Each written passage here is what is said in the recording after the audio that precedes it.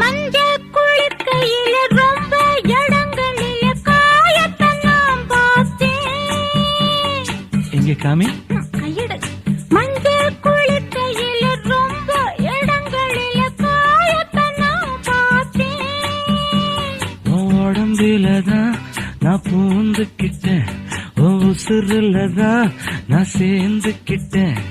பேசி மயக்குற ஆசாமி, சொன்ன பார்த்தே நடுங்குறேன் போசாமி.